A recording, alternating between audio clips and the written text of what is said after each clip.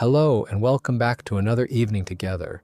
Tonight we're spending time with a character who I suspect already lives in a fairly specific corner of your memory. Not the loud corner, not the corner where you keep the things that startled you. Something quieter than that, and harder to name. We're talking about Arthur Mitchell, the Trinity killer, Season 4 of Dexter. And look, I want to be upfront about what tonight is and what it isn't. This isn't a ranking video.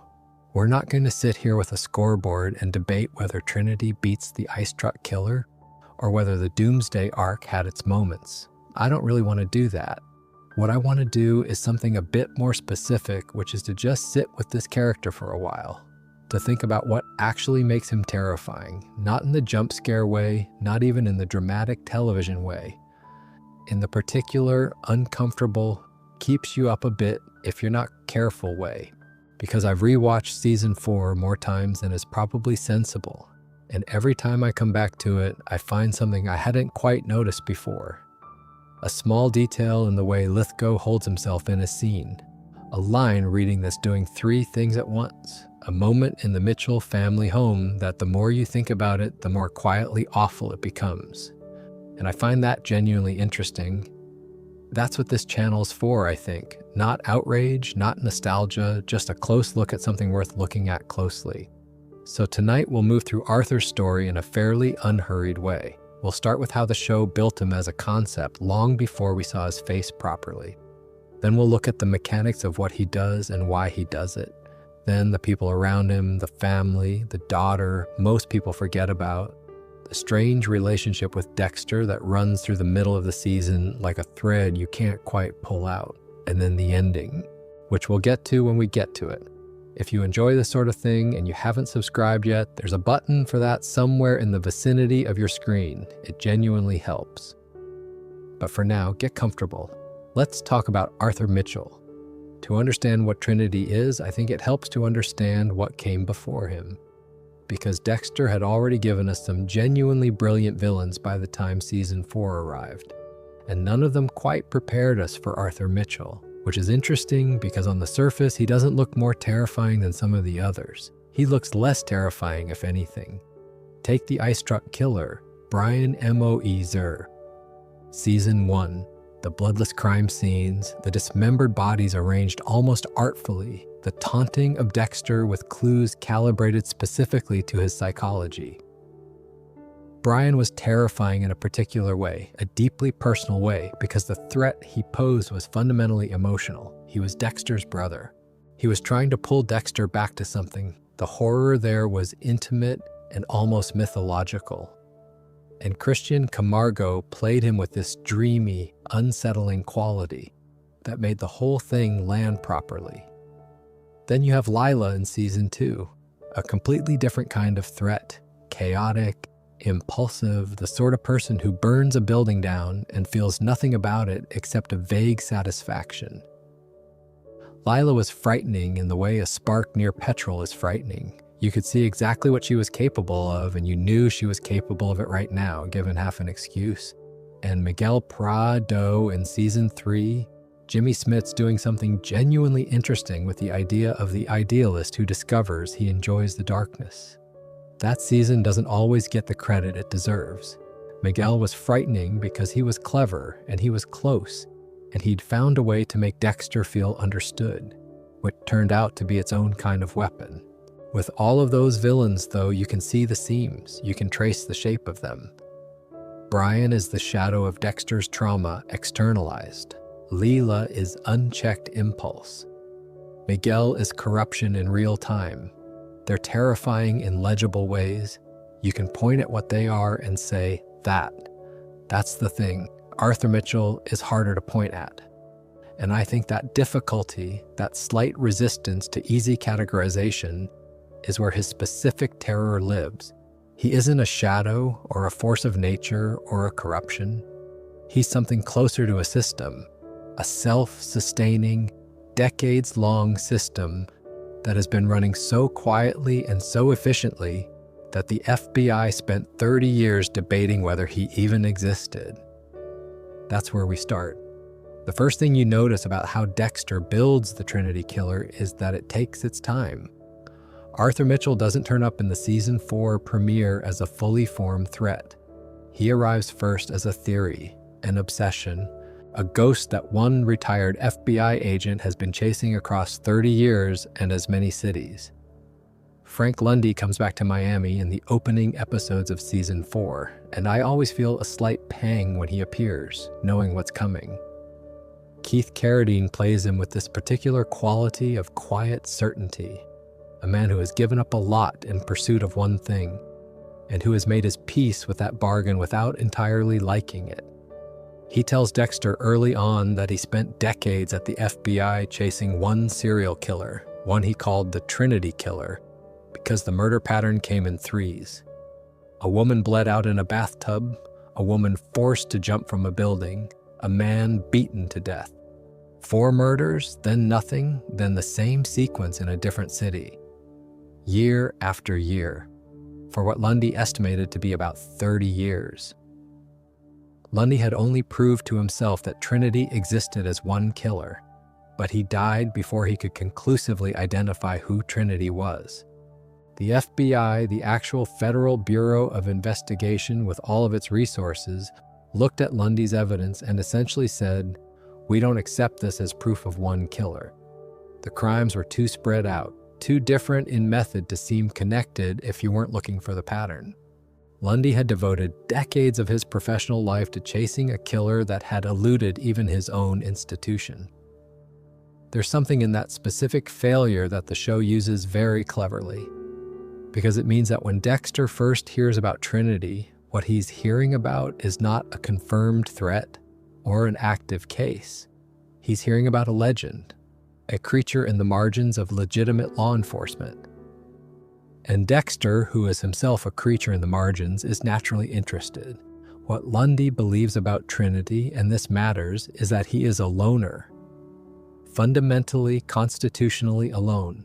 A man who has foregone all but the most rudimentary human connections in order to drift through life as a successful lone wolf killer. Lundy says at one point that Trinity is the kind of person who drifts through life with no real roots or attachments. And then he pauses and says something like, "People like us don't really belong anywhere." And it's not entirely clear whether he's still talking about Trinity or whether he's also talking about himself. I find that line worth sitting with for a second because it tells you what Lundy believes the killing life costs. He looks at Trinity's trail and he sees a man who has foregone almost all human connection in order to keep doing this. No family, no roots, no real connection, just the pattern, repeating. He's wrong, of course. He is spectacularly, catastrophically wrong. But that wrongness isn't stupidity. Lundy is extraordinarily good at his job. The wrongness is something more interesting. It's a failure of imagination. He can picture a person who kills methodically across decades if that person has given themselves over entirely to killing. What he can't picture, what most people couldn't picture, is that someone might kill methodically across decades while also being on the Parent-Teacher Association, while leading hymns on Sunday, while building homes for the underprivileged through a charity he volunteers with.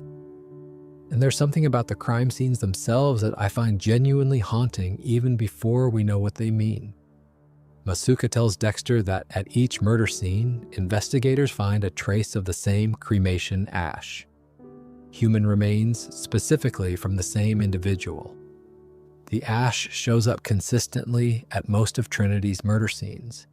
It rarely leads anywhere useful, because while you can sometimes extract DNA from cremation ash, the chances of matching it to a living person are extremely low, but it's consistent. Somebody is carrying a dead person's ashes to most murder scenes and leaving a little behind each time, and nobody knows why. At this stage, before we see Arthur Mitchell in his kitchen making dinner for his family, it's just an unsettling fingerprint from a ghost. Lundy gets shot before the season gets very far. He and Deborah are together when it happens, and it's abrupt and horrible, and the show handles it without making a spectacle of it, which I think is the right call. Lundy's death lands hard precisely because it isn't dramatized. He's just gone. The man who spent 30 years hunting Trinity, who came the closest of anyone to understanding him, is killed by Trinity's reach before he ever actually sees his face. There's something almost appropriate about that, in a grim sort of way. The myth protecting itself. The ash, specifically, is worth sitting with a little longer. When ash at the crime scenes is talked about, it is presented as a signature, the kind of signature that some killers leave, deliberately or compulsively at their scenes. A psychological return to the act. He doesn't know what it means, and he can't find out. But he knows it's meaningful. He knows the person who's been leaving it at crime scenes across 30 years has a relationship with those ashes that goes beyond what he can theorize from crime scene data alone. Lundy spends years looking at crime scenes dusted with a dead girl's ashes and cannot work out what he's looking at. Neither could anyone else. That's how good Arthur's camouflage is. Not because he's constructed an elaborate false identity he has, but that's not the deepest layer of the protection. The deepest layer is that nobody looking at the evidence from the outside could imagine the specific combination of grief and violence and ritual that produced it. The interior logic is too strange, too human in the wrong way. Dexter catches up with Trinity mid-kill cycle early in season 4, not to capture him, just to observe, to learn the pattern firsthand. And what follows is one of the most carefully constructed pieces of misdirection the show ever pulls off. He tracks a man from a hotel building, this large, purposeful man moving through a crowd with unhurried certainty, and then loses him at a parking garage. Trinity gets into a gray van and drives, and Dexter follows, expecting, I think we're supposed to expect, something specific. A bad neighborhood, a lockup somewhere, a place that looks like what a lone wolf's lair is supposed to look like. Some dark, isolated space that matches the crime scenes. Instead, the van turns into a suburb, and then a driveway, a brightly lit, completely ordinary suburban house. A woman comes to the door, warm, welcoming, and she says something like she's missed him. And he walks in, and there are children inside, a son, a daughter, a family dinner pending, model trains on a shelf somewhere. Dexter sits in the car and watches this through the window, and his internal monologue goes quiet for a moment. And then, Lundy was wrong. The monster is a husband and father, just like me. Now, the reason that line hits so hard specifically in season 4 is that it isn't just an observation, it's a collision. Because Dexter at this point in the series has just had a baby. He's 3 episodes into being a married man with an infant and 2 stepchildren, and he is already exhausted by the juggling act of it. He keeps his condo a little too long because he needs space for his stuff. He disappears for stretches of time that Rita notices and worries about. He is, in the most practical terms, trying to figure out how a person with a dark passenger can also be a husband and a father and not destroy everything they love.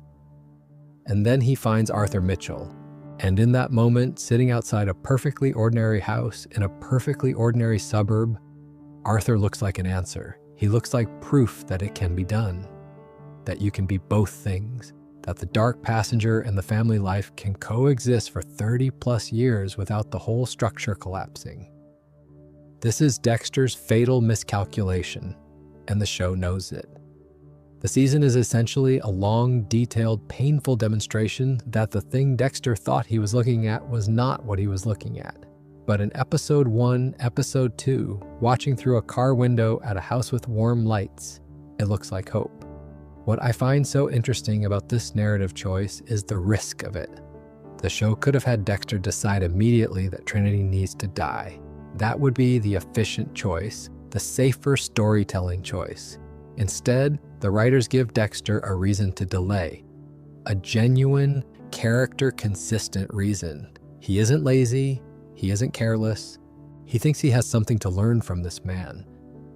And because that motivation is so understandable, because so many viewers watching in 2009 probably thought for a moment that Dexter might be right, the delay lands with full dramatic weight. Because what he's actually looking at through that window is 30 years of collateral damage in the making. a family that has been shaped and controlled and quietly terrorized, a woman who doesn't know what she's married to, children who know something is wrong but don't have language for it yet, a house that looks like warmth and functions like a trap. He doesn't know any of that yet. He sees the lights on. And that's where the season begins. Something that gets underplayed in most retrospectives of the season is the timing of Dexter's decision. He doesn't just decide not to kill Arthur because he's curious. He decides not to kill Arthur because killing Arthur would, in some sense, close off a question he desperately needs to answer. The question is, can this work? Can a person be what he is and also have what he wants, the family, the house, the ordinary life? Can the dark passenger and the real life coexist indefinitely? Arthur, from the outside, says yes. Arthur is the evidence. He's been doing it for 30 years. So the delay isn't recklessness, it's research. And the season is the story of Dexter discovering that the research is flawed, that the evidence is misleading, that what looks like successful coexistence from a car window at night is, up close and in daylight, a decades-long catastrophe in progress. By the time he sees the Thanksgiving dinner collapse, by the time he's dragging Arthur across a kitchen floor with a belt, he understands that Arthur didn't find a way to make it work. Arthur just found a way to keep it running.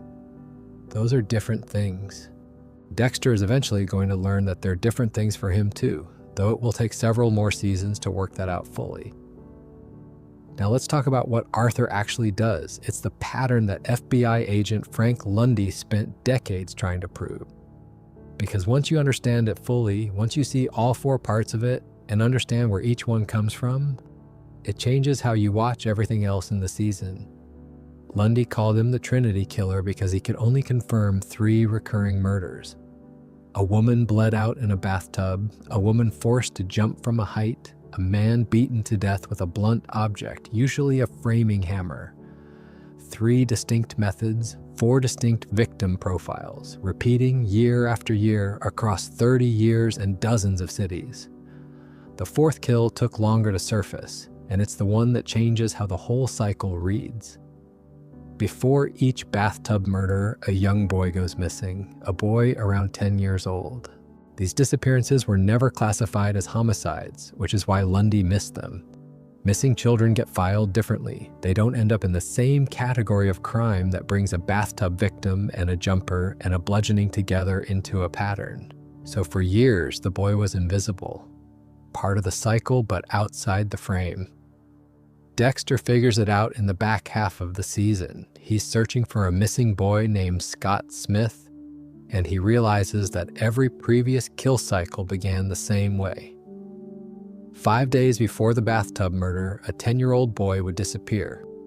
In New Orleans, in Omaha, in Denver, always the same age, always 5 days before. And what Arthur does with these boys is one of the most genuinely unsettling things in the season. He abducts them with a practiced calm, flashes a fake badge, tells them there's been an accident, that their parents are at the hospital, that they need to come with him. They get into the van because he seems like someone you can trust. He takes them to an underground shelter where he sets up a model train set and calls the boy by his own name, his childhood name, Arthur. He gives the boy cowboy pajamas and plays trains on the floor and talks to him as if this is perfectly normal. And then, when the time is right, he buries them in wet cement at a 4 walls, 1 heart construction site.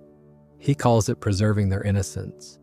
The bathtub victim is always a young woman, her femoral artery opened in a bathtub, bled out slowly. The jumper is always a mother of 2, forced off a building. The bludgeoning victim is always a father of 2, beaten with a hammer. And before all of that, the boy, buried in cement. What Dexter eventually works out is that each victim in the cycle represents a member of Arthur's family. Specifically, his family as it was destroyed when he was 10 years old. The bathtub victim represents his sister Vera. The jumper is his mother Marcia. The bludgeoning victim represents his father. And the boy called Arthur, kept safe in an underground room, buried in concrete to be preserved forever, is Arthur himself. The 10-year-old Arthur. before everything went wrong. He's been reenacting the deaths of his family across decades, not to grieve them, not even quite to punish himself, to complete something, to run a loop that never resolves because he can't let it resolve. The compulsion is the point. And those ashes at the crime scenes, the detail that never made sense to investigators, they're Vera's cremated remains. Arthur carries his sister's ashes and leaves a little of her at each kill. The urn was in his living room, sitting on the shelf, running slowly lower across 30 years until it was almost empty. Arthur Mitchell is widely credited by fans and commentators with having killed around 279 people across dozens of kill cycles stretching from the late 1970s. That number, when you absorb it, is staggering. In the entire run of the show, Dexter himself never comes close to that count. Arthur has killed more people than Dexter. And nobody, not the FBI, not Miami Metro, not a single law enforcement agency in the country, could prove he existed until Frank Lundy came back to Miami in the autumn of 2009. The structure of the cycle is what makes this feel so different from other serial killer narratives. It isn't random. It isn't even primarily sadistic in the way that the word sadistic usually implies. It's compulsive. It has an internal logic that is completely coherent and also completely insane. You can trace it. You can follow the math of it from his sister's death to every bathtub in every city. And that traceability is, I think, actually more frightening than randomness, because it means there's a mind behind it, a very specific, very organized, very damaged mind that has been doing this for longer than most of us have been alive. And then there's the question of who he actually chooses, which I find the bleakest part of the whole construction. Arthur does not choose his victims randomly, but neither does he choose them because of who they are. They're placeholders, strangers who fit a profile, young woman in a bathtub, mother of two near a tall building, alcoholic man in the right place, who are required by the pattern regardless of their individual identities. This is perhaps the starkest reality of the whole construction. The victims are interchangeable. Any woman of a certain type could stand in for Vera. Any mother could stand in for Marcia. They are not chosen because of anything they've done or who they are. They're chosen because the cycle needs filling and they fit the shape. There's a scene early in the season where we see Arthur selecting the bathtub victim. He's sitting in an outdoor cafe, drinking coffee, working a crossword puzzle. Ordinary Sunday morning energy. And then two women walk by. One catches his eye. He watches her walk.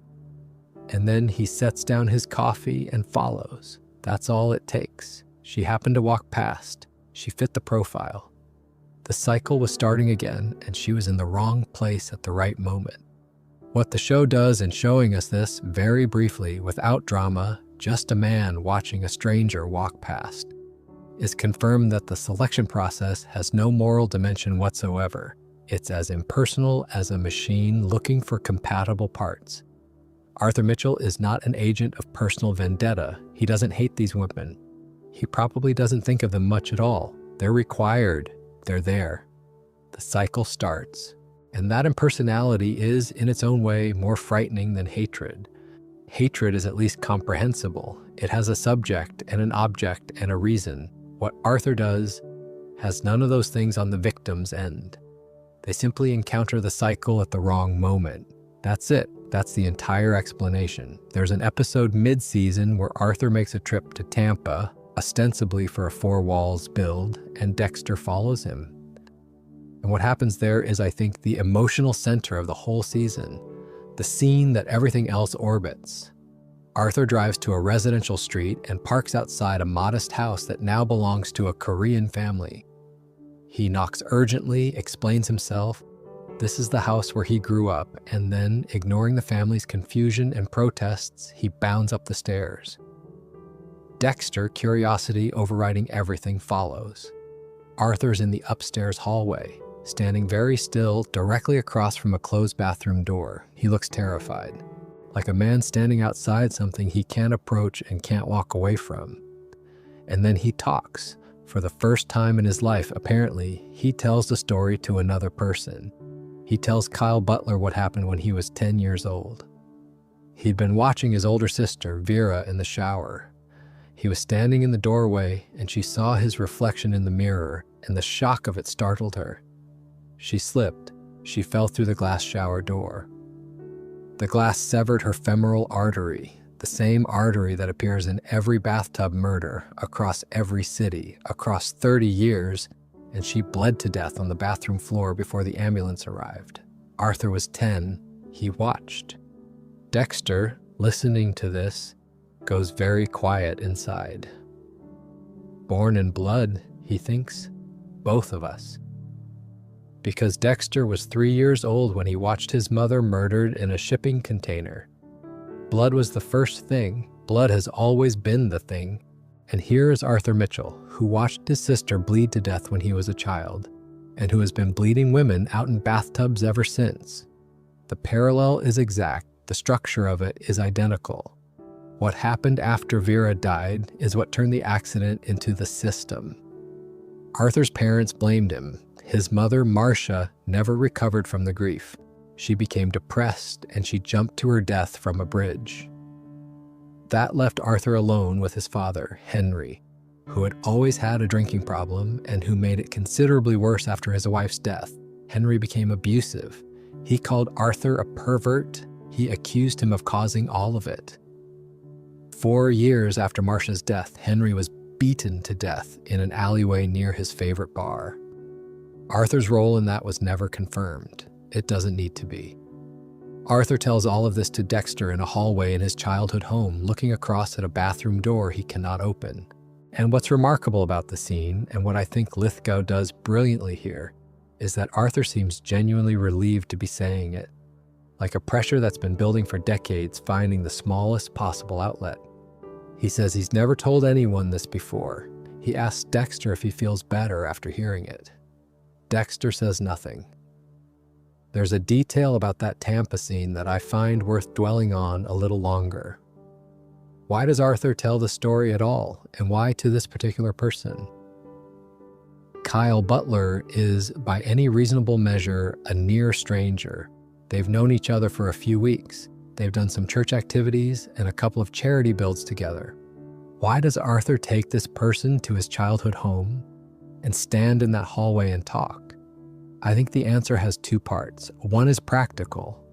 Dexter, as Kyle Butler, has manufactured enough warmth and reciprocal vulnerability that Arthur trusts him in a way he doesn't trust most people. Arthur doesn't have actual friends. He has the performance of community. Kyle Butler represents something a little different, a man who seems genuinely interested in Arthur the person rather than Arthur the church deacon. The other part is more interesting. I think Arthur needed to say it. The story has been contained for 50 years. Vera's death, the mother's grief, the father's abuse, the beating in the alleyway. It's all in there, in the cycle, in the ashes, in the urn on the shelf. But it's never been said out loud to another person. And the relief on Arthur's face when he tells it, the way he seems genuinely lighter after, suggests that the silence has had a cost too. Even a man who has built his entire life around a secret can apparently need at some point to say it once. Dexter, to his credit, doesn't perform the expected response. He doesn't say anything comforting. He doesn't hug Arthur back when Arthur embraces him. He just stands there and absorbs it. And in that silence, the scene does something remarkable. It lets Arthur's story sit without interpretation. Just the facts of it. A boy in a hallway, a bathroom door, everything that followed. What I keep coming back to is the symmetry, not because symmetry is aesthetically pleasing, but because of what it means thematically. Dexter has Harry. He had someone who found him in the wreckage of the Laura M. O. Ezer murder and gave him a framework, a code, a set of rules that shaped what his darkness would become. The dark passenger exists in both Dexter and Arthur, but Dexter's was structured. Given a direction, given a moral architecture, however strange. Arthur's was just left there, in that hallway, standing across from a bathroom door, with no one to help him understand it. That's not an excuse. Arthur Mitchell is not a sympathetic figure, and the show is careful never to quite tip into making him one. but it is an explanation. And explanations are sometimes more unsettling than mysteries, because once you understand the logic of it, the accident, the mother, the father, the compulsion to replay, you can't ununderstand it. It sits with you in a way that pure, unexplained evil doesn't. He embraces Dexter in that hallway. Two men who were both born into blood, standing in a Tampa house, holding on briefly to something the show will never quite name. And then they go back downstairs and Dexter tries to figure out how to kill him. There's a version of Arthur Mitchell that lives only in the spaces between kills. The church deacon, the high school teacher, the charity builder, the man who shakes hands after Sunday services and knows everyone's names and organizes volunteer weekends, and is, by every visible metric, a good person. That version is frightening in its own right because it's so completely convincing. But then there's the version that exists inside the house. That one is considerably harder to look at. Dexter, under the alias Kyle Butler, gets invited into the Mitchell home. He joins the Four Walls One Heart program, which gives him a plausible reason to be around Arthur. And gradually, through a series of visits and dinners and Sunday services, he starts to see what the family actually looks like from the inside. It starts with small things. Arthur lashes out at his son Jonah for the way he's working on the car. He chastises his daughter Rebecca for not watering the flowers properly. These are the kind of corrections that might not read as anything particularly alarming in isolation. A bit controlling, maybe. The sort of thing you might not even remark on. But the pattern compounds. There's the detail of what Arthur calls Rebecca, not her name, Vera. He calls his daughter Vera, which is his dead sister's name. And Rebecca, who has grown up inside this house, seems to understand on some level that this is just how things are. She is not her father's daughter, quite. She's a replacement, a vessel, a stand-in for someone who died in a bathroom in 1959. The wife, Sally, has been married to Arthur for years. She tells the FBI when they finally come for her that she had no idea what her husband was, that she vomited when they showed her the photographs. And I believe her completely, not because people don't sometimes deceive investigators, but because of what her presence in the house suggests. Sally isn't covering for Arthur, Sally is just surviving. There's a kind of careful steadiness to how she manages him, how she deflects his moods, how she keeps the household functioning around the center of gravity that Arthur represents. She's learned the patterns, she just doesn't know what they're for. The Thanksgiving dinner scene is the episode I always think of first when someone asks about Arthur's domestic life. It's extraordinary television. The family at the table, holding hands for grace, going around the circle saying what they're thankful for. Everyone performs their gratitude on cue. They're thankful for this beautiful home, for each other, for the food. Arthur listens to all of it and then says, with this very particular quiet that Lithgow uses for Arthur's most dangerous moments, "No one said they were thankful for me." What comes out of Jonah in the next few minutes has been building for a long time. He pushes back. Jonah has clearly been holding something for a long time, and it chooses this specific Thanksgiving to come out. He says his father's whole life is a lie. He grabs the urn, Vera's urn, the one that sits on the shelf in the living room, the one Arthur treats like a sacred object, and he says, "Fuck you and fuck Vera," before throwing it across the room. Arthur had already lunged at Jonah before the urn was thrown. Sally tries to stop him, and he viciously berates her during the Thanksgiving confrontation. Dexter ends up getting between them with his belt, dragging Arthur back across the kitchen floor. And the daughters, Rebecca, who Arthur calls Vera, throw themselves at Arthur once he's restrained, hiding in his embrace, protecting him, or protecting themselves by aligning with him. It's hard to say. There's a moment I keep coming back to in that scene. When Arthur is pulled back and the room goes still, there's a beat where you can see all of it at once. The shattered urn, the son with his rage still on his face, the wife picking herself up, the daughter clinging to her abuser, and Dexter standing in the middle of it, finally understanding what he's been looking at this whole time. He thought he came here to learn how to hold a family together while also being a killer. What he found instead is what happens when you do hold a family together while also being a killer. This is what it looks like after 30 years, a house where the children have been shaped around a trauma they can't name, where the wife has learned to manage a man she can't understand, where the only stability is the routine, and the routine is built on violence. And Arthur, a few minutes later, is back to being composed, steady, apologizing in his way, making the mechanism function again. What stays with me most about that scene isn't the explosion. It's how fast Arthur returns to composed, how quickly the mechanism starts running again. Since we're on the topic of the Mitchell home, there are a few things I didn't quite get enough time with. Rebecca in particular. The daughter, she's the one who receives the name that doesn't belong to her. Arthur calls her Vera regularly enough that it doesn't seem to startle her anymore, which means it's been happening for a long time. Long enough that she's incorporated it into her understanding of who she is in this house, which is a stand-in, a symbol, something her father needs her to be that has nothing to do with who she actually is. The show doesn't spend enormous time on Rebecca. She's a secondary figure in the family scenes. But the moments she does get are quite telling. She's careful. She says the right things at the right times. She thanks her father for things. She expresses gratitude on cue. She inserts herself between him and Jonah when things escalate, trying to buffer. These are survival behaviors, the kind that develop in children who learn early that the emotional weather in a house can change very suddenly and that their job is to manage it. Sally is doing the same thing at a different level of sophistication. She's been doing it for decades and she's better at it, but it's the same project. Keep the household functioning. Keep Arthur contained within the performance. Don't touch the urn without permission. Don't challenge what he says about Rebecca's name. Keep the surface smooth. What strikes me about this dynamic is that it's not unusual. This is what domestic control looks like from the inside in a lot of families.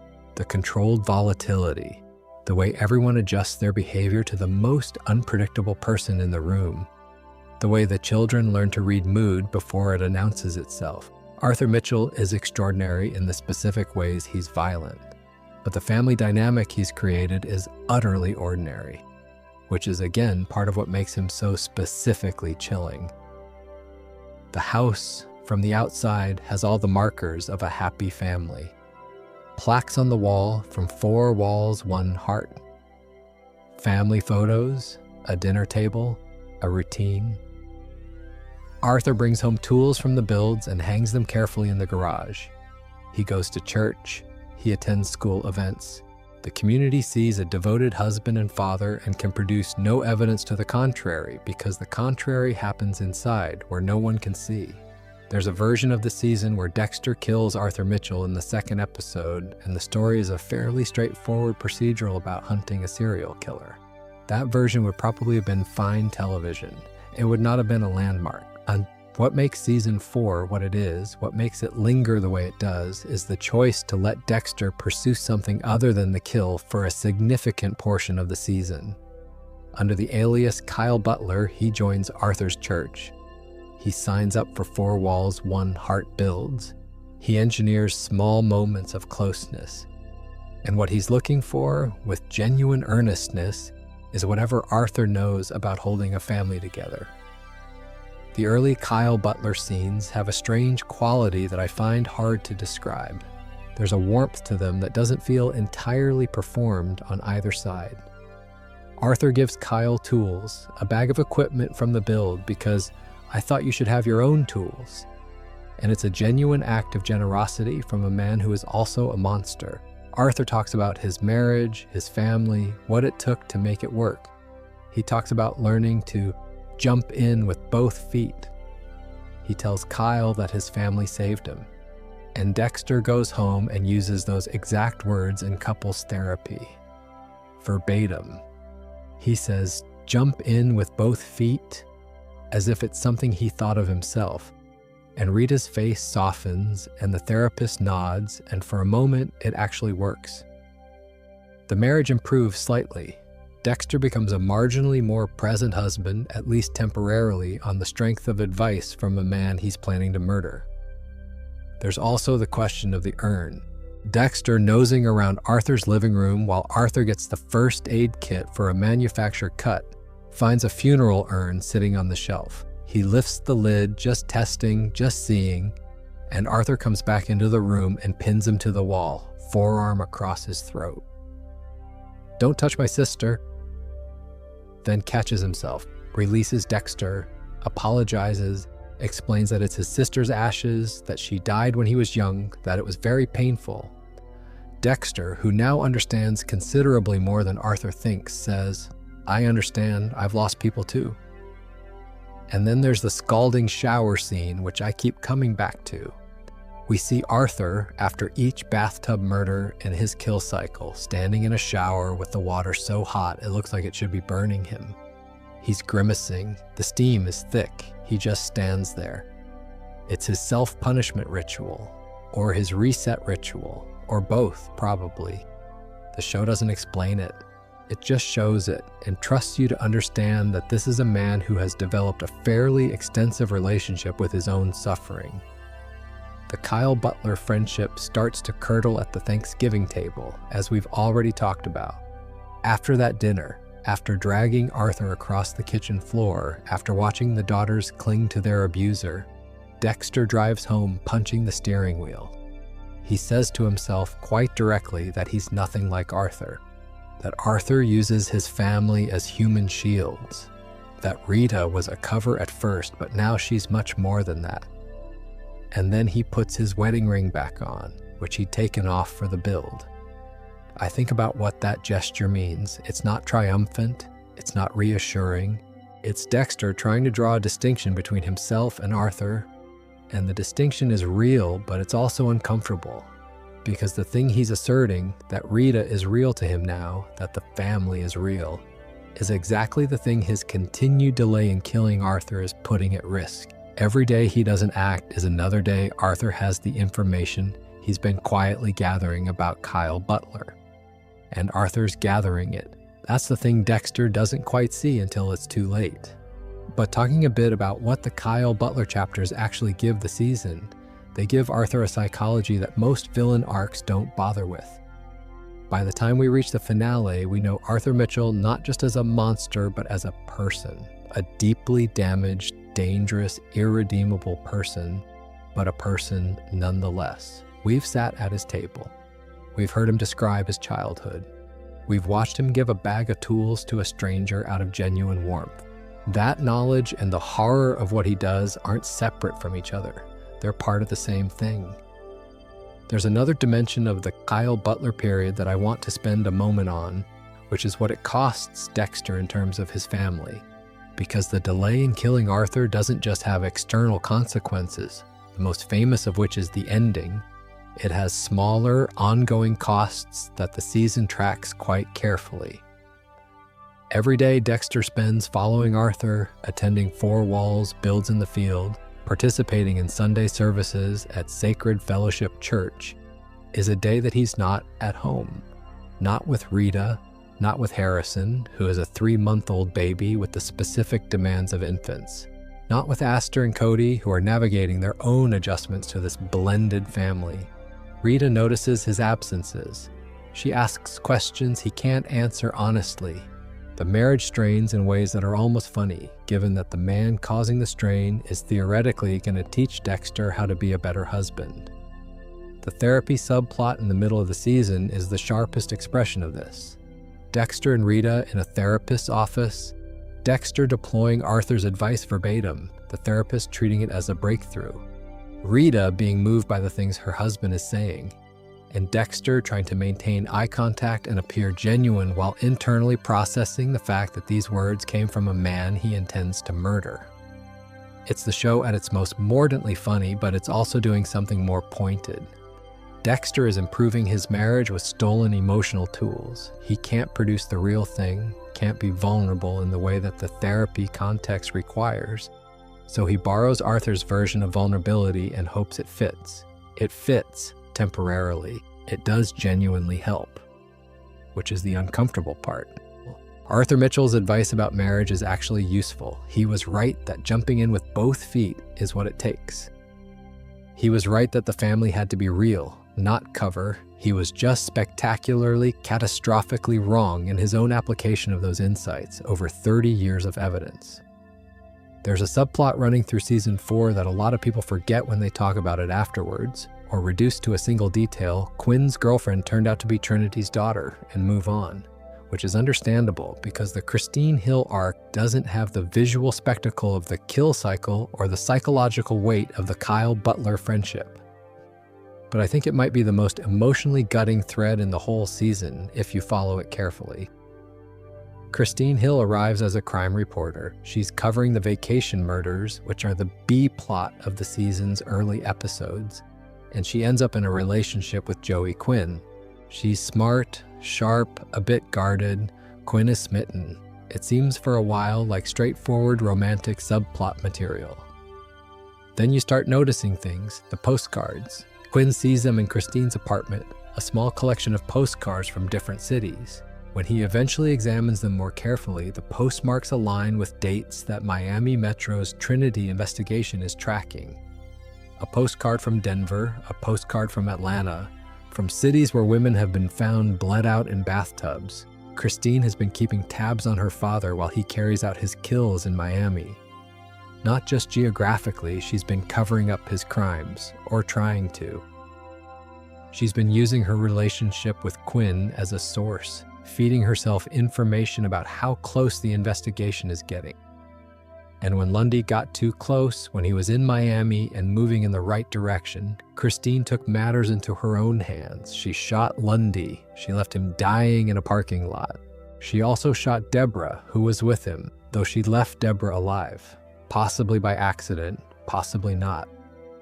The scene where Christine meets Arthur and tells him what she did is one of the most quietly devastating scenes in the season. She comes to him, needing him to acknowledge what she sacrificed. She's brought him a gift in her mind. She protected him. She did what his other children would never do. She says it explicitly. "I'd do anything for you, more than your other kids. They would never do what I did for you."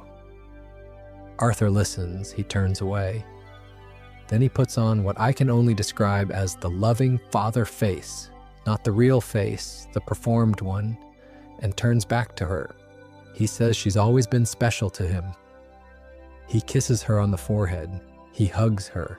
He tells her to go home and that he'll come by that night and they'll figure it all out together. She leaves looking like she's been given something she's been waiting for her whole life. The door closes. Arthur is alone in his van. He doesn't come that night. He was never going to come. And the scene ends with him slamming his hands on the steering wheel and calling her names in a voice that has nothing to do with the man who just kissed his daughter's forehead. Christine confesses and kills herself. Trace evidence links her genetically to Arthur Mitchell through DNA from the Trinity case, which is how investigators eventually establish that Trinity isn't just a myth, but a person with a biological family. She holds out for a while, denying everything. Then, alone in an interrogation room with Deborah, the woman she shot, the woman who nearly died in that parking lot, she confesses. And then she ends her own life. The arc closes quietly, almost off-screen in the noise of the season's final rush. What Christine represents, I think, is the full cost of Arthur's existence in human terms. Not the 279 confirmed victims, not the structural horror of the kill cycle. Just one woman who grew up wanting her father's love and got something that wore love as a costume. She made catastrophic choices in pursuit of his approval. She hurt people. She eventually destroyed herself. And he couldn't even be bothered to come over that evening.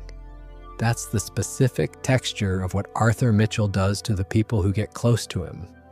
Not the dramatic, methodical violence of the cycle. Just the casual, practiced indifference of a man who has been using people his whole life and doesn't think about the cost. Because why would he?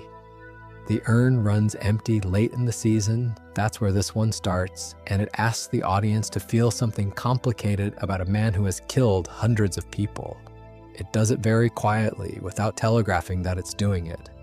Vera's urn has been sitting on that shelf all season, slowly being depleted. A little ash left at each crime scene, running lower. And in this episode, Arthur scatters what are apparently the last of her remains at a kill site. The urn is empty. And then Arthur, having completed what may be the most meaningful ritual of his life, the urn he's carried for decades, now empty, tries to end things. Dexter catches him at the edge of something and intervenes, not because he wants Arthur to live. He's very clear about that in his internal narration. He intervenes because he wants to be the one to do it. He needs to be the one. He saves Arthur's life so that he can take it. There's a dark comedy to that setup that I think the show is aware of.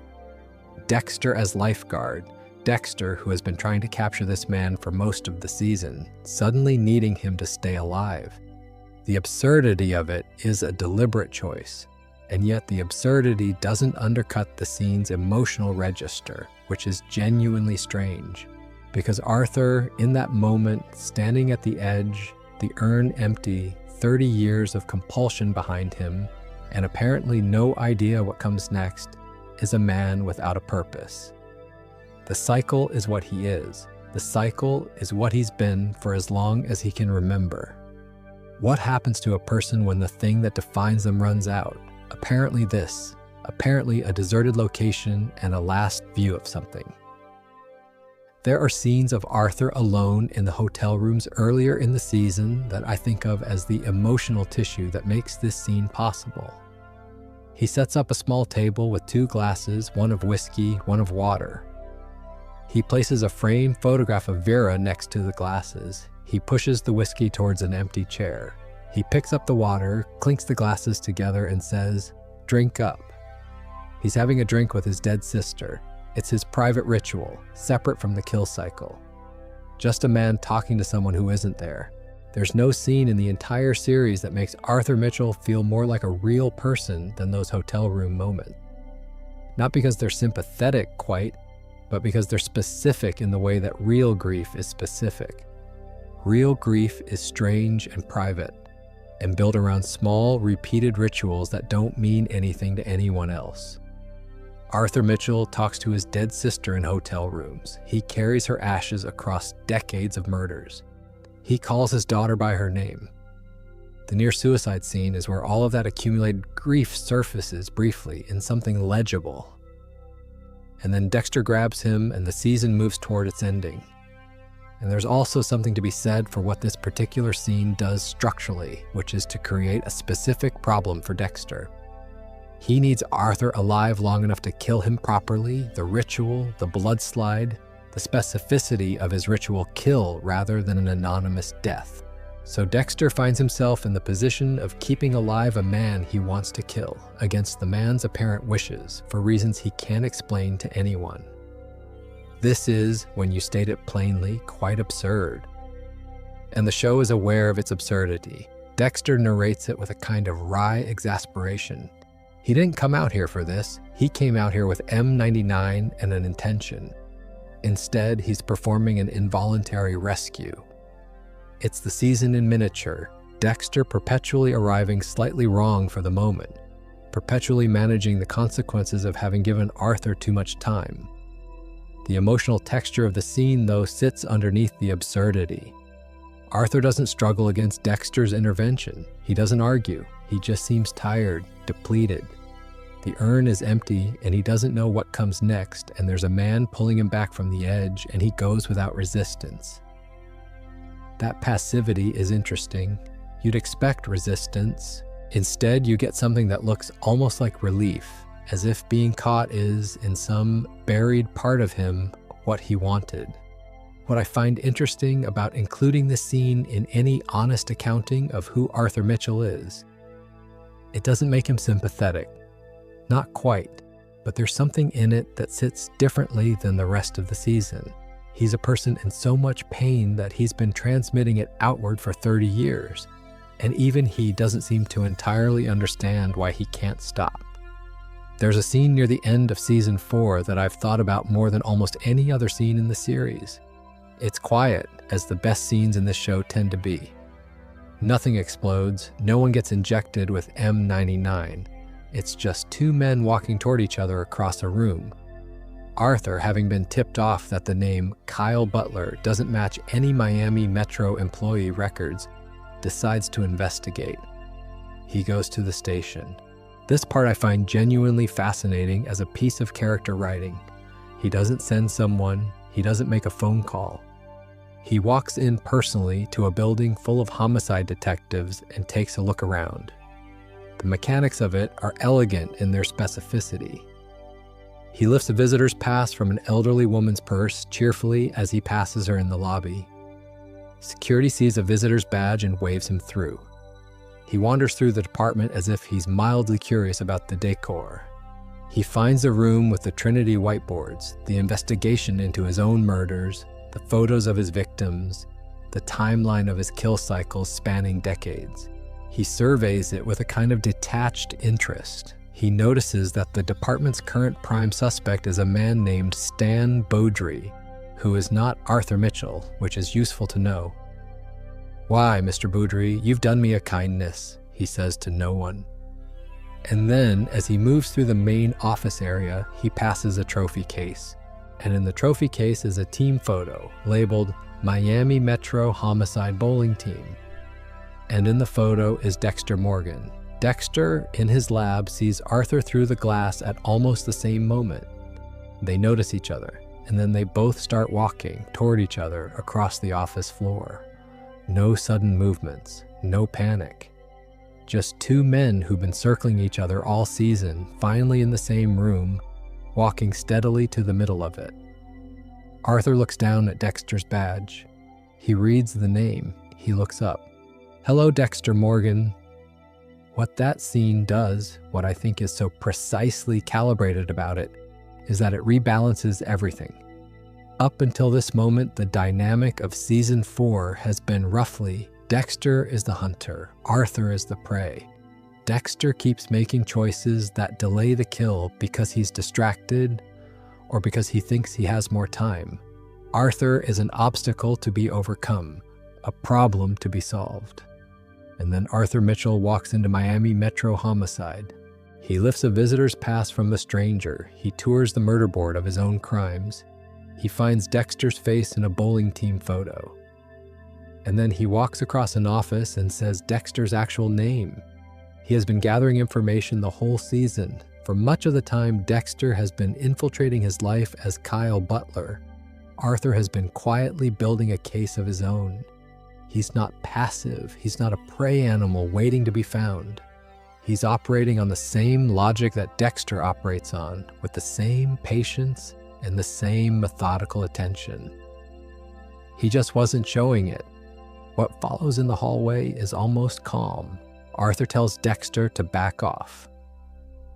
If Dexter does that, Arthur says, his family will be safe. He turns to go. And then, as a parting note, this is the line I think about the most. He says, "If I were you, I'd give up vigilantism. You're not very good at it." And then he gets in the elevator and the doors close and he's gone. That line is technically accurate, which is what makes it land so hard. Dexter has had Arthur in his sights for most of a season.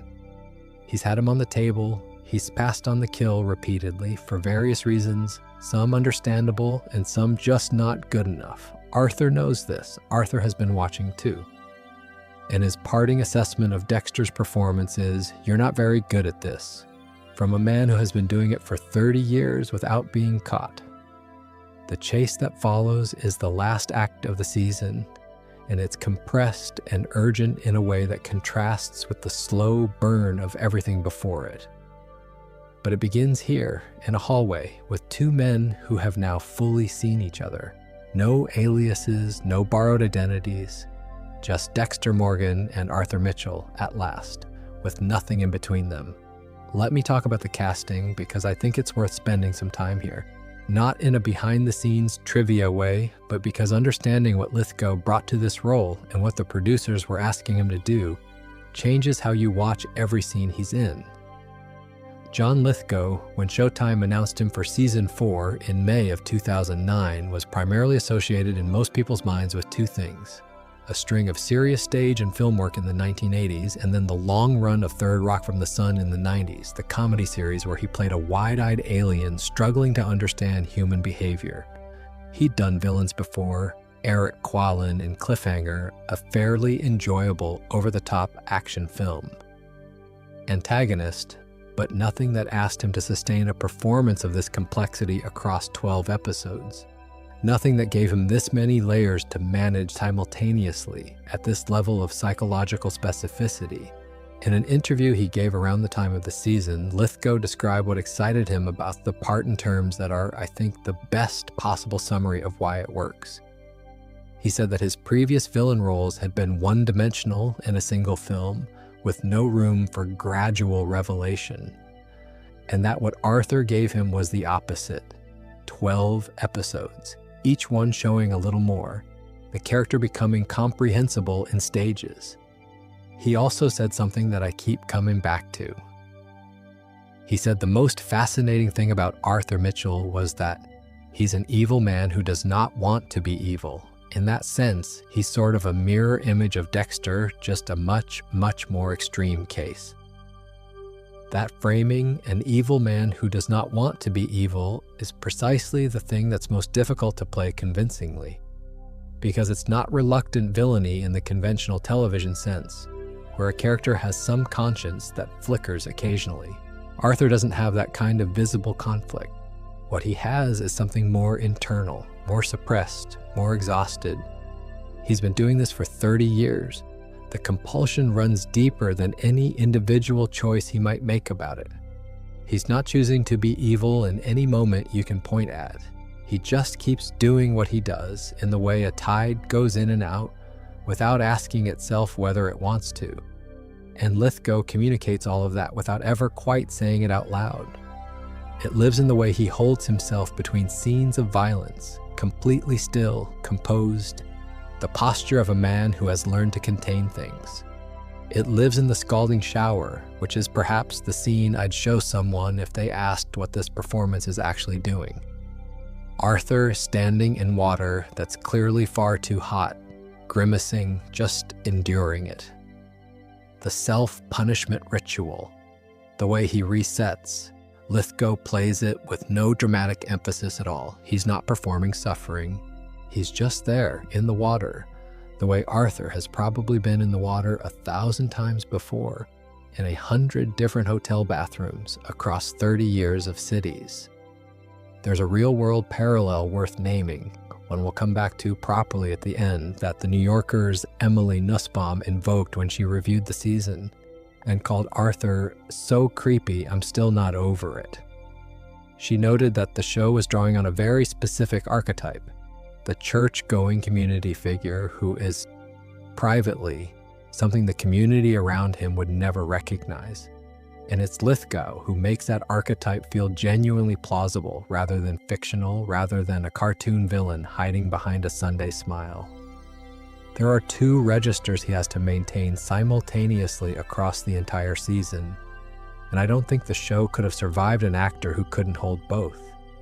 The first is the church deacon warmth, and this is the harder of the two because it can't look like a performance. It has to look like real warmth.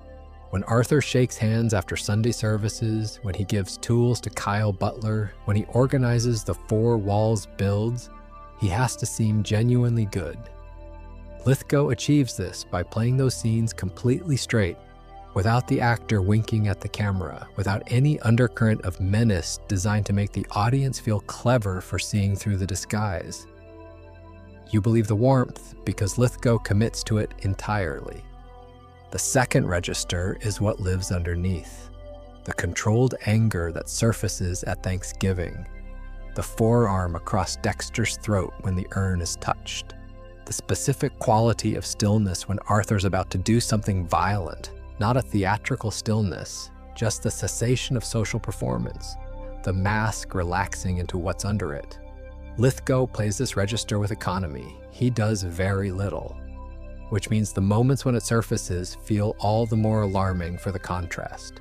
The industry recognized what he'd done with it.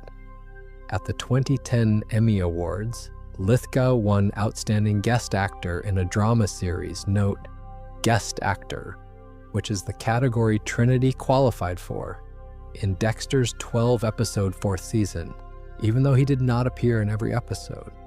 At the same ceremony, Steve Schill, who directed the season 4 finale, won for Outstanding Directing for a Drama Series. The season also gave Michael C. Hall his first Golden Globe win and Lithgow his own Golden Globe for Best Supporting Actor. It was, by any industry metric, an extraordinary season of television. The detail I find most interesting, and I think about this quite a bit when I rewatch the season, is that John Lithgow was the only actor on the production who was told about Rita's death before filming began. Everyone else was kept in the dark. Julie Benz, who played Rita, found out days before the scene was shot. The cast and crew generally didn't know until very late.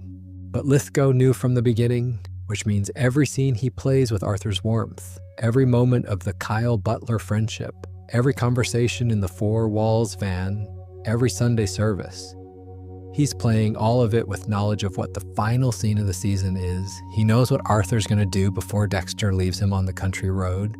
He carries that knowledge through 12 episodes, and I think you can feel it if you know to look, not as a smirk or a tell, just as a quality of absolute completeness in the performance. Lithgow knows where this ends, Arthur knows where this ends, and they're the only ones who do. Before we get into the finale, if you've been listening along and you enjoy this kind of deep, unhurried dive into shows like this, subscribing really does help. There's no pressure, but it means the channel keeps going, and there's quite a lot more of this sort of thing in the works. Right? The getaway. There's a particular quality that the best season finales have, which is the feeling that everything has been moving toward this point without you quite realizing how completely until you arrive. The Getaway has that quality. In retrospect, almost every scene of season 4 is preparation for what happens in its last 20 minutes. But you don't see it that way until it's happened. The episode opens in the hallway of Miami Metro homicide, with Dexter and Arthur face to face after the hello, Dexter Morgan moment from the previous episode. Arthur delivers his terms, disappear, and your family stays safe, and then gets in the elevator and leaves. Dexter, watching those elevator doors close, has approximately 10 seconds before he's moving. He goes to his desk, retrieves the M99 he keeps there, and follows. He doesn't catch Arthur in time. A delay, Quinn needing a signature on a report, Dexter losing patience and physically throwing Quinn to the ground, which is the show letting you see how fractured Dexter is in this final stretch. And then Arthur's van is already out of the parking lot. Dexter gets in his car and drives like a man who knows exactly what he's lost if he doesn't close this now. There's a phone call from Rita while he's driving. She's planning a honeymoon. Astor and Cody will be away at Disney World with their grandparents this weekend. The house will be quiet. She wants to research flights and hotels. Her voice is warm and ordinary and entirely domestic. And Dexter is weaving through traffic with one hand, saying, "Yes, absolutely, of course." Distracted to the point of incoherence, he clips a car mirror, gets pulled over, gets arrested briefly for leaving the scene, loses Arthur's trail entirely. The arrest subplot exists, I think, to do two things. One is practical. It explains convincingly why Arthur gets away long enough to do what he does. The other is something more tonal. While Dexter is stuck in a county holding cell, staring at the ceiling and thinking about his mistakes, Rita is at home with Harrison, the ordinary domestic world continuing, a mile away from everything. Arthur, meanwhile, has his Mustang repainted black. Dexter eventually traces him to an auto body shop via a receipt and drives out of Miami, listening to salsa music on the radio and laughing as he passes the city limits. The country road sequence is where they meet for the last time, and it's played with the same quietness as the rest of their best scenes. Arthur's engine starts to smoke, and he pulls over, muttering about the oil cap. He opens the hood, and Dexter, who removed the oil cap, closes the hood onto Arthur's head from behind, knocks him down, and says, "Hello, Arthur Mitchell," holding the oil cap in his hand before tossing it aside. The kill room is the most specific one Dexter has ever constructed for a personal kill. The model train set is on the floor, the same train set Arthur used with the boy in the shelter, calling him by his own name. The photos of Arthur's victims are arranged around him, the plastic wrap. And Arthur, when he comes around, looks at all of this with the expression of a man who isn't entirely surprised. He claims in these last minutes that God led Dexter to him, that he's been following his path. Dexter slices his cheek for the blood slide and says, "Hardly." Arthur admonishes him for taking pleasure in killing, something Arthur insists, with apparent sincerity, that he never did. Dexter says, "You're a special kind of monster, and you destroyed your family." Arthur, plastic-wrapped and immobile, has nothing to say to that. I find it interesting that the show gives Arthur that specific last position.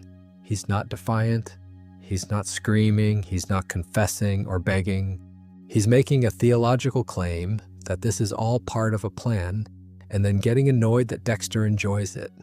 There's something almost administrative about Arthur's manner in that kill room. His life is about to end, and he's using his remaining time to point out a distinction he finds morally significant. That's extremely Arthur Mitchell. The kill happens.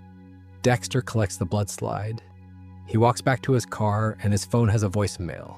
Rita again. Her voice completely normal, completely warm.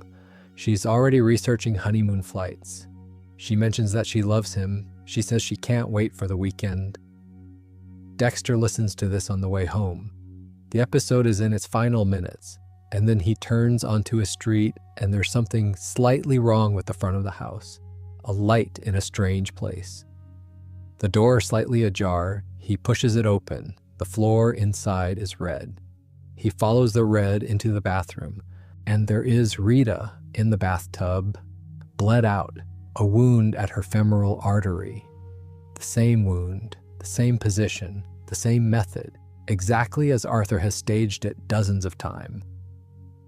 And there is Harrison, their infant son, sitting on the bathroom floor in a pool of her blood next to her, eyes open, alive, crying softly. He is sitting in Rita's blood on the bathroom floor. Dexter picks up his son Harrison from the bathroom floor, holds him, and the season ends. And the season ends. There's a line from earlier in the season that completes itself here, in a way that I think is the best piece of structural writing the show ever. Dexter listened, standing in that Tampa hallway while Arthur told the story of Vera Del D, the story of Vera. It was about Arthur and Dexter, about the shared origin in witnessed death. But now the line has a third term. Now it includes Harrison. Arthur's final act wasn't revenge, quite. Or it was revenge, but it was also something else. It was a message. From one man born in blood to another. Look what I've done to yours. Look what you made possible by giving me time. Look at your son in the water where your wife used to be. Now he's like us. Dexter did eventually kill Arthur Mitchell. He caught him on a country road and put the season to rest. But Arthur killed Dexter's wife before the scene played out. He had already done it. The kill happened before the capture. The last move in a season-long game had already been made before Dexter even found the Mustang at the auto body shop. If I were you, I'd give up vigilantism. You're not very good at it. He wasn't wrong. Season 4 ends, and Arthur Mitchell is dead. Dexter killed him. And that's supposed to be the end of it, in the way that every season's big bad is the end of it. The ice truck killer died in Season 1, Dokes was handled in Season 2, Miguel Prado in Season 3. They leave marks on the story, they shape what comes after, but they're done. Arthur Mitchell is different, and the way he's different is that his most significant act doesn't end with him. It reverberates. The entirety of Season 5 is grief. Every scene that involves Dexter in the first few episodes is Dexter as a man who has lost his wife and left his infant son in a pool of blood, and cannot process either of those things in any way that resembles normal human grief because he can't explain. He can tell people exactly what he was doing while Rita was being murdered. Eka'o was being murdered. He can't explain why he gave Arthur time. He can't grieve in any of the ways you're supposed to be able to grieve because the whole architecture of the grief is built on things he can't say out loud. Julia Stiles comes in as Lumen Pierce, and the season 5 arc is genuinely good. I think it's underrated, honestly, but the emotional truth of it is entirely downstream of what Arthur did. Lumen and Dexter bond over violence, but they bond over it as an extension of loss. Dexter's loss is Rita. Lumen's losses are her own. The season is what it is because of the bathtub in the final scene of season 4. Harrison grows up carrying this too in ways the show lets you glimpse rather than states directly.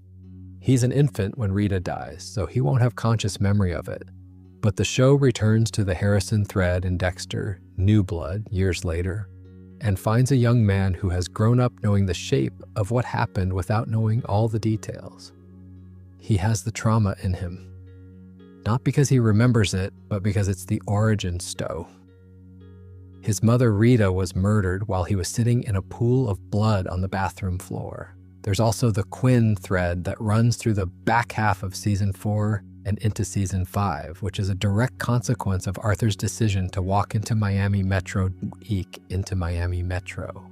Quinn suspects he connects the Kyle Butler alias, the sketch that looks like Dexter's odd behavior around the Trinity case, and he starts investigating. He can't quite prove what he suspects, and La Huerta shuts him down.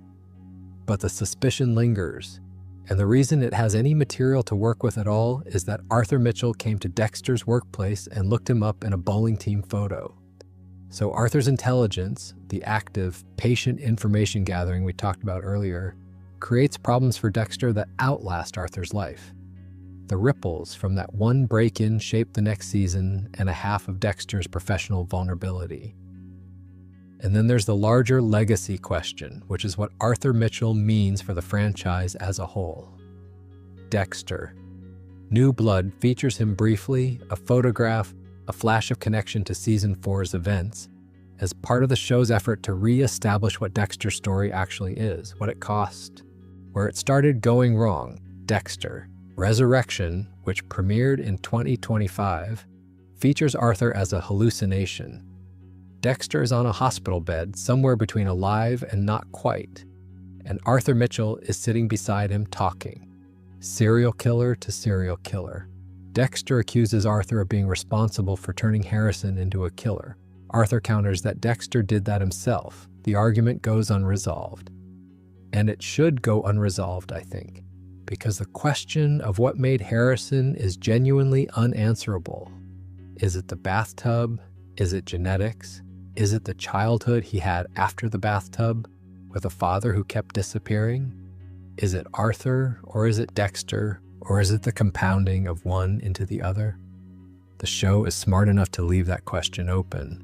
What I find most remarkable about the legacy of Trinity across the franchise is the announced prequel series, a currently unnamed project that would explore Arthur Mitchell's early life and kills starting in the 1970s. The franchise has produced 2 major sequel series, a prequel, and animated web series. And of all the characters in Dexter's entire run, the one they keep coming back to, the one who still generates enough interest to build a full series around, is a man who appeared in 1 season of a show that ended, more showrunner Clyde Phillips. Confirmed in an interview earlier this year that Lithgow has agreed to be involved in the same capacity as Michael C. Hall in Original Sin, as a narrative presence, a voice, a guiding figure. Which means we'll get more Arthur Mitchell. The franchise isn't done with him, and perhaps more interestingly, the audience isn't done with him either. There's something instructive in that sustained interest. The show has had other excellent villains. It's had seasons with more consistent plotting. Season 4 is by most critical accounts the best season, but it's Arthur specifically, not the season's structure or cinematography, who people return to. Who gets pulled as the show's definitive antagonist? who warranted a Golden Globe and an Emmy and now apparently a prequel series. The reason, I think, comes back to what we were talking about at the start. The seams. The other villains have seams. Brian M.O.E. Zare was Dexter's brother. The seam is family. Lila was pure chaos. The seam is impulse. Arthur has no seam you can point to and say, there. He's everything at once.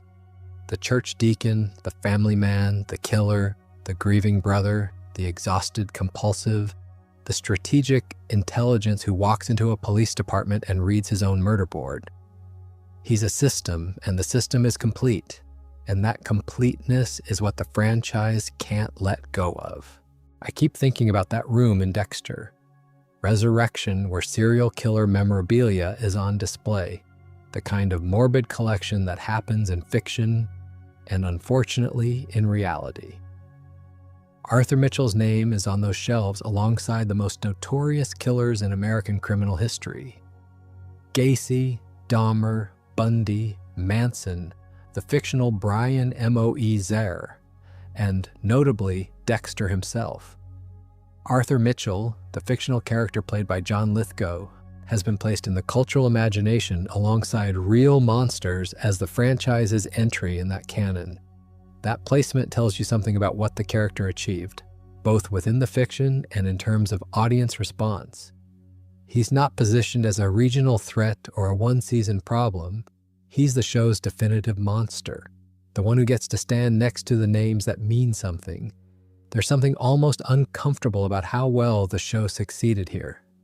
Arthur Mitchell is not a real person, but the archetype he embodies, the respected community member, the family man, the church deacon with the private horror, is entirely real. Dennis Rader is real. John Wayne Gacy had a community life that his neighbors described as perfectly ordinary.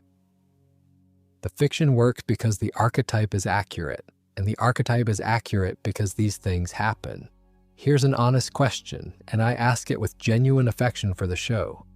Why couldn't anyone come close to what Arthur Mitchell did? Not in the sense of kill count or methodological complexity. Those aren't the measures that matter. I mean, why does no villain in seasons 5 through 8 sit in the same category? Why is Trinity the name that comes up every time someone asks about the show's best villain? Why did the franchise feel the need to bring Lithgow back as a hallucination a decade later, rather than simply letting Arthur rest? The post-season 4 villain gallery is worth taking seriously because there are genuinely good things in it. Travis Marshall in season 6, Colin Hanks playing a genuinely disturbed young man staging religious tableau based on the Book of Revelation, had something interesting at its core. The imagery was inventive. The twist about Professor Geller being a hallucination was the kind of idea that could have been brilliant if the execution had been tighter.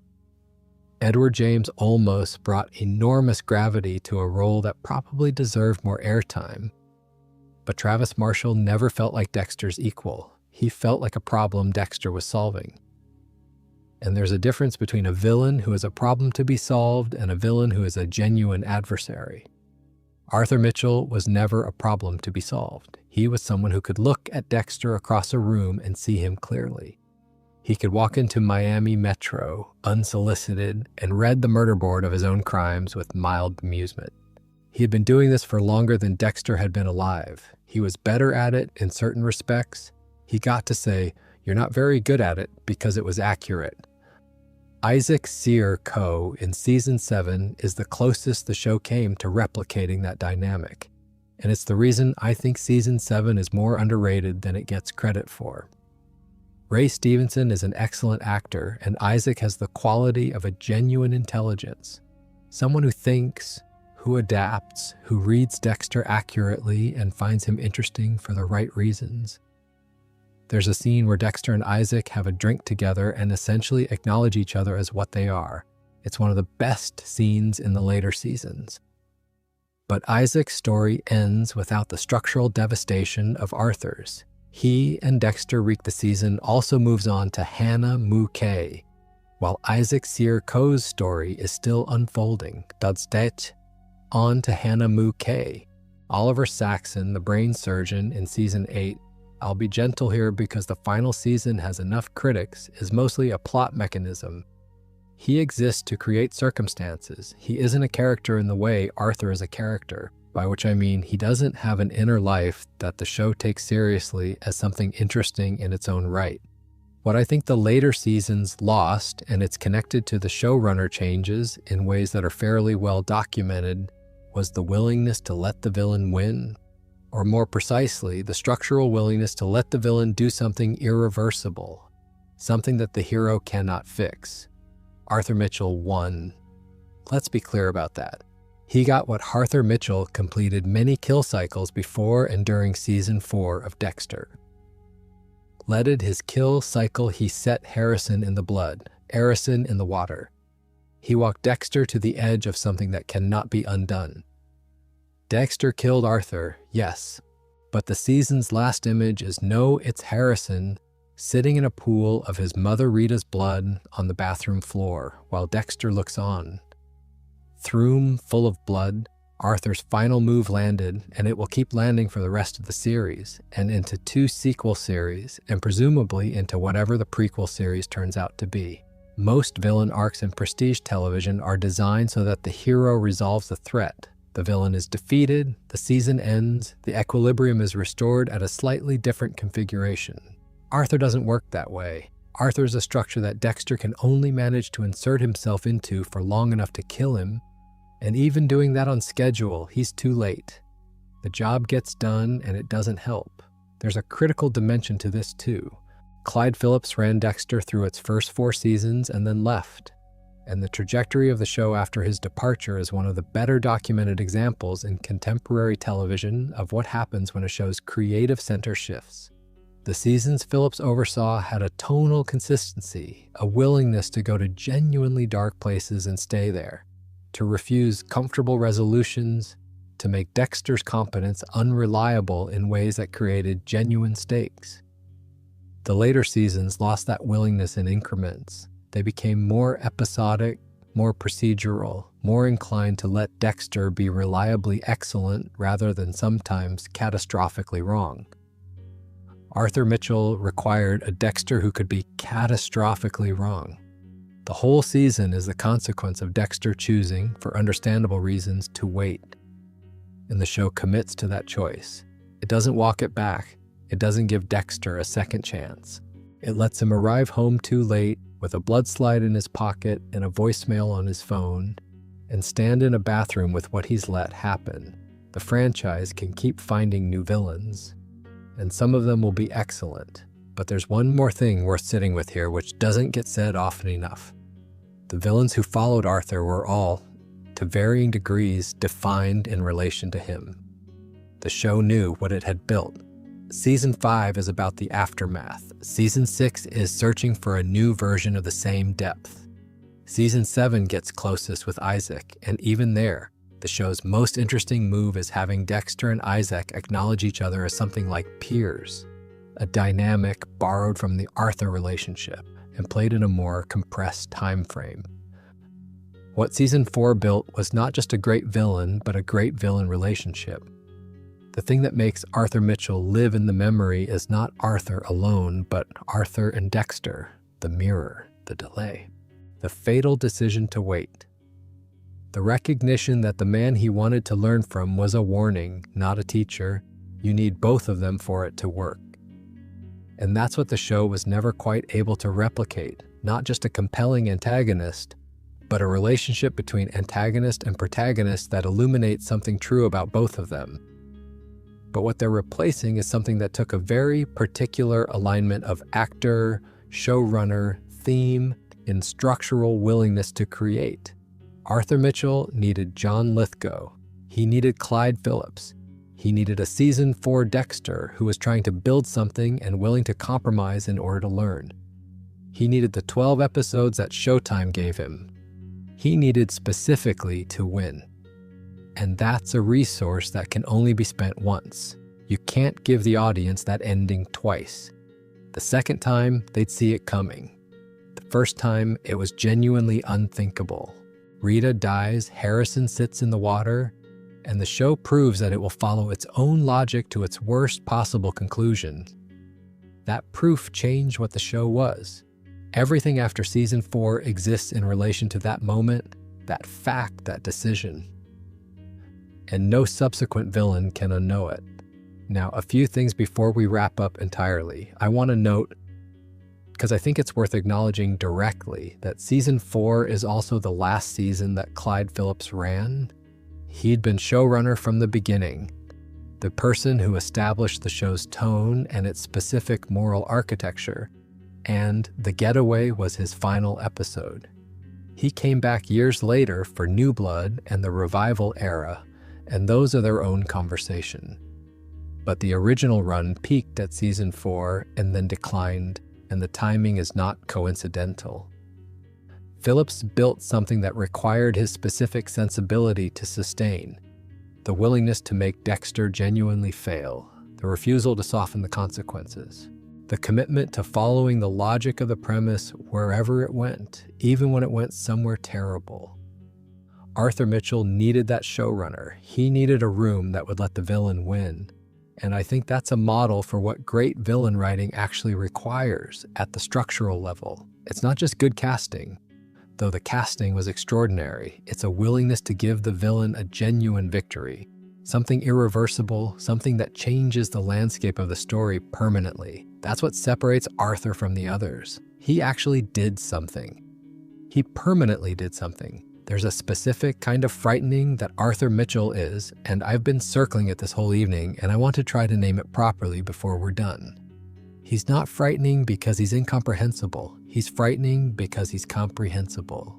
Because you can trace the logic from a bathroom in Tampa in 1959 to a bathtub in Miami in 2009, and the line is straight, and it makes a horrible kind of sense. Because the thing that made him what he is, the accident, the grief, the absence of anyone to help him understand what he'd witnessed and what he was feeling, is not a monster origin. It's a human origin, just one that went very, very wrong for a very long time without anything to interrupt it. The real-world parallel that always sits in the background of Arthur Mitchell is Dennis Rader, the BTK killer. A man who murdered 10 people in Kansas between 1974 and 1991, while also serving as the president of his church's congregation council, raising 2 children, working as a compliance officer for his city. His congregation couldn't process his arrest in 2005, not because they were naive, but because they knew him. They'd sat next to him in the pew. He'd held leadership roles. He was someone you'd trust with a key to the building. The show understood, I think, that this specific archetype, the respectable monster, the community pillar with the private horror, is more frightening than any straightforwardly monstrous antagonist precisely because it requires no special circumstances. It doesn't require a criminal underworld or a secret lair or a visible otherness that could serve as a warning. It requires only a person and a routine and the knowledge of how to seem normal in the spaces between. Arthur Mitchell built a charity. He taught high school students, he led hymns, he shook hands after service, and he carried his dead sister's ashes to the scenes of murders he'd committed in her name, across decades in cities across the country, and no one who shook his hand on Sunday ever felt anything wrong. That's the specific horror. Not the kill cycle, not the family he terrorized, not even the ending. Though the ending is awful and permanent and completely deserved as a piece of storytelling. The specific horror is how invisible it is, how ordinary the container, how long it can run. The question the show asks and never fully answers is whether there was a version of Arthur Mitchell that didn't end up here. Whether Harry or someone like Harry, some intervention at the right moment could have shaped what was in him into something that didn't destroy everything it touched. The show doesn't answer that. It just sets Dexter and Arthur next to each other, 2 men born in blood with parallel origins and divergent outcomes, and leaves you with the question. I think that's the right call. Some questions are better left open. What I keep returning to at the end of all this, Arthur in the underground shelter with the kidnapped boy, setting up a small loop of track on the floor and watching the model train circle around. He train goes around. This man, crouching on a concrete floor, playing trains with a child he's called by his own name. It's the most specific image in the whole season, I think. More specific than the bathtub, more specific than the bludgeoning. Because it shows you something the cycle can't show you, what Arthur wanted, not what he does, what he wanted. He wanted to go back to that hallway, before the door opened, before Vera slipped, before the glass and the blood and the summer of 1959 and everything that followed. He wanted to be a 10-year-old boy again, innocent, unaware, about to make an irreversible mistake. And since he can't do that, since nobody can undo what they were at 10 years old, he reconstructs it instead. Calls a stranger by his own childhood name, Tries to preserve what he couldn't preserve. It doesn't work, it never works. The cycle just starts again. But for a moment, on a concrete floor, with a train going around a small loop, Arthur Mitchell is just a person who lost something when he was 10 years old and has been trying to find it ever since. That doesn't justify anything. It doesn't excuse anything. It just is. And the fact that it just is, that the monster has this completely comprehensible, human, unreachable grief at its center, is precisely what makes Arthur Mitchell the most terrifying villain in Dexter's long run. And now, if you've been listening along to all of that, I hope it was a comfortable way to spend the evening, or the late night, or whatever small hour it currently is for you. We've been in some fairly dark territory tonight, but I always find that spending time with a properly constructed piece of fiction, really thinking about it, really taking it apart, is its own kind of comfort. The craft of it, the intention behind it, the fact that a group of writers and a director and a producer and an extraordinarily committed actor named John Lithgow sat down together in 2009 and made something that people are still thinking about in detail 15 plus years later. That's worth celebrating, even when the subject matter is grim. There's more where this came from, if this is your sort of thing. I'm planning to spend time with some other threads from Season 4, and the earlier seasons have plenty I'd like to look at more closely. The ways in which Season 1 established almost everything the show would do later. The Miguel Prado arc in Season 3, which deserves more credit than it typically gets. And I've got a long gestating video about what the Dokes storyline was actually doing across Seasons 1 and 2 that I keep meaning to finish. We'll get there. For now, wherever you are tonight, whether it's very late or very early or somewhere in the comfortable middle, I hope this was good company. Sleep well.